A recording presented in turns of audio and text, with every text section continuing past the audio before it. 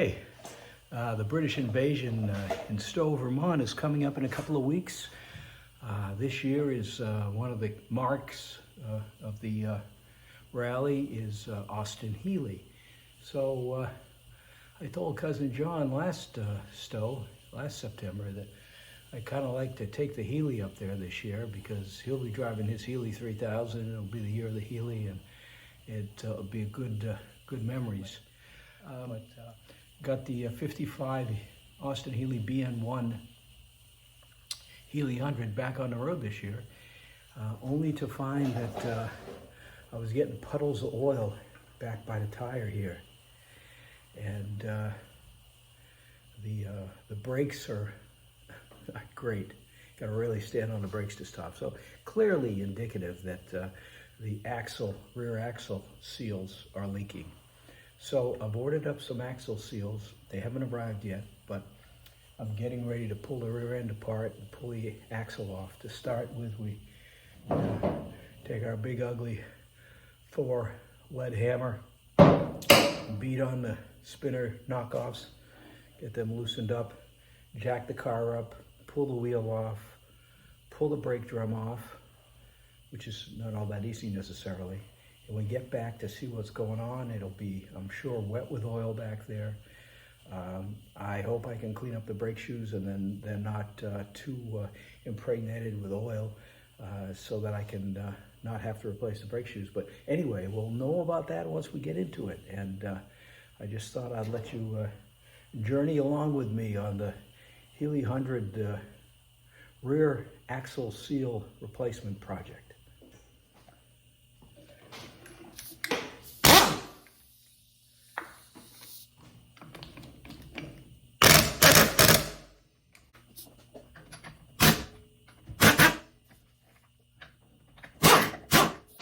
Okay,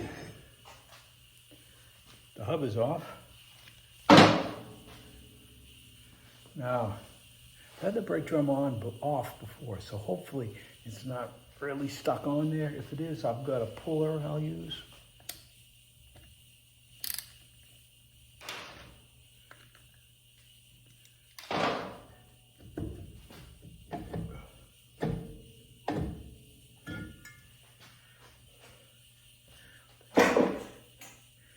You can see the oil dripping out of the brake drum. So clearly, yeah, oh yeah, man, look at all the oil. Whew. Is there any wonder why the brakes weren't so good and there was oil all over the back wheel? You look at the oil in here. The brake shoes are just soaked in oil. There's some cleaner here.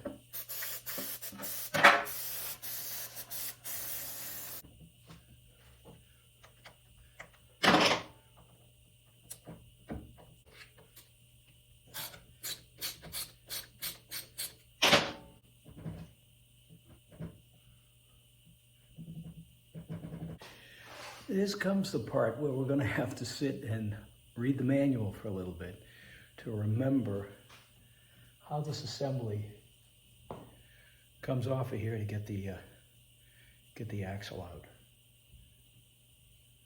I just can't quite remember how I did it last time. Well, but I was going to look at the manual, but you know, none of us guys like reading the manuals.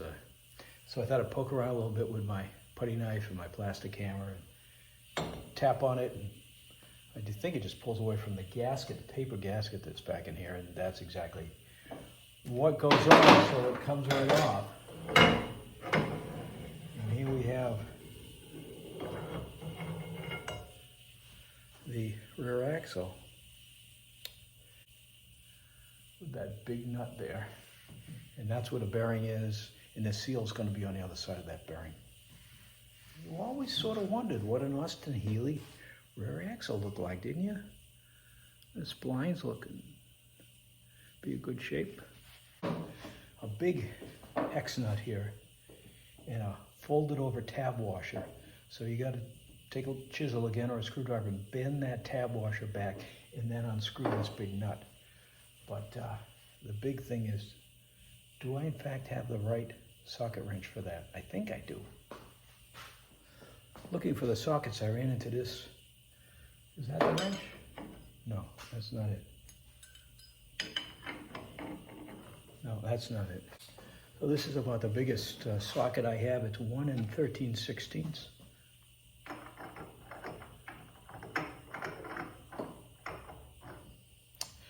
Not it.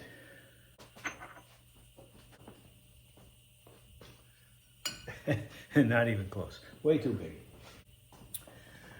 Well, I'm going to have to look through my tools down in the shop. It seems to me that I have either a box wrench or a socket that's the right size for this. So now all I have to do is find it.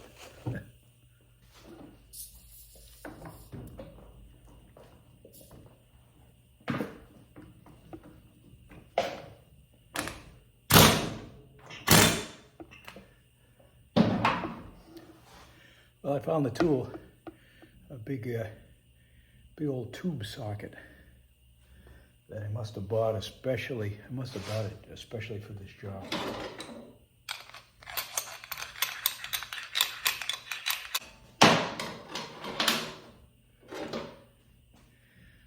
So here it is, my friend. Kind of holding the whole works together.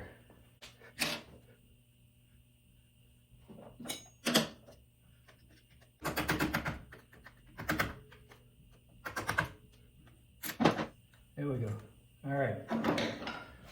So this is the washer with the tab in it that you bend and fold over. Okay. All right. Here's the bearing. And here is the seal that is leaking. Now, as you can see, it's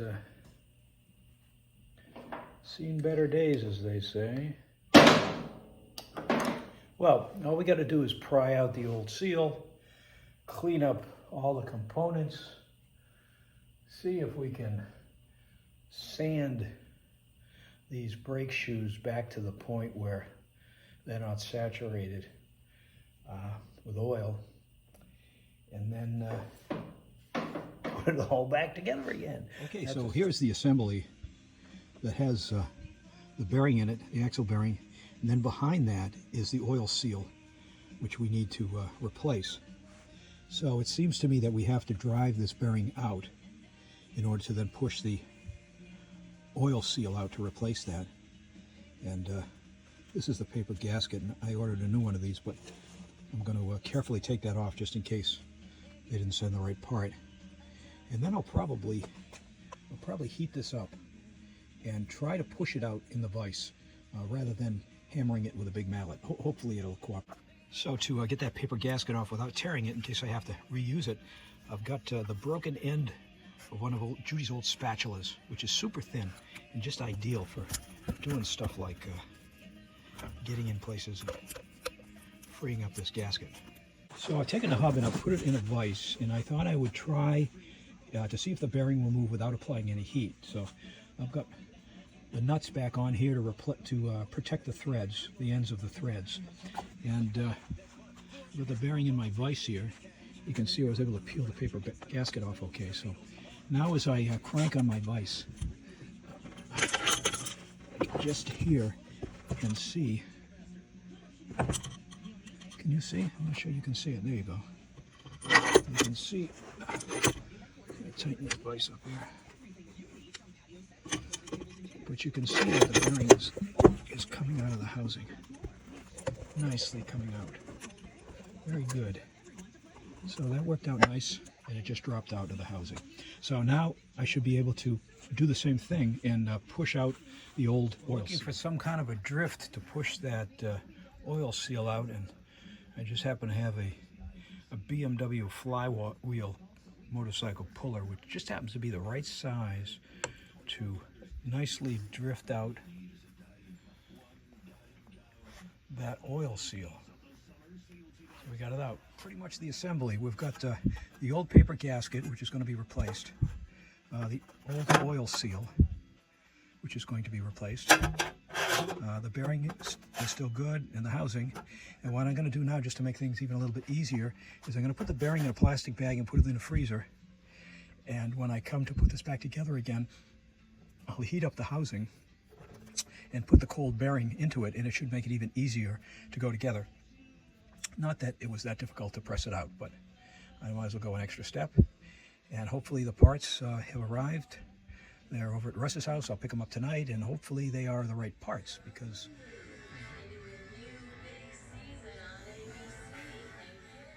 well, we didn't quite finish the Austin Healey rear axle seal replacement yesterday. We got it all back together, got the rear end all filled up with oil.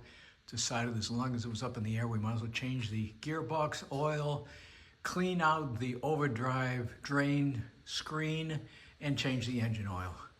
So in the meantime, today, we decided to take the Judy's 67 E-type Jag down to a meet in Ashby, Massachusetts. And on the way home, stopping to pick up some oil for the Healey, all of a sudden, no clutch. Lost the clutch. It's a hydraulic clutch, and it just went to the floor with no clutch release. So we had to nurse our way home from Milford, I don't know, about 25 or 30 miles in second gear, unable to stop at stop lights or stop signs. And well, we made it home, and it looks like the clutch reservoir fluid is about half to 2/3 empty. So that may be the issue, but we won't get into that right now because we got to get back over and finish up on the Healey. Why do you bother with these old vintage British cars and old motorcycles that no matter how much you maintain them and repair them, if you drive them and use them, chances are you're going to have some kind of a failure you have to deal with? Well, I guess the answer is at least this old equipment you can work on, because the new modern cars and new modern motorcycles are so technology burdened that a mere mortal cannot work on them. And even the guys in the shops really can't work on them. So that's my excuse for staying with this vintage iron and putting myself through the frustrations.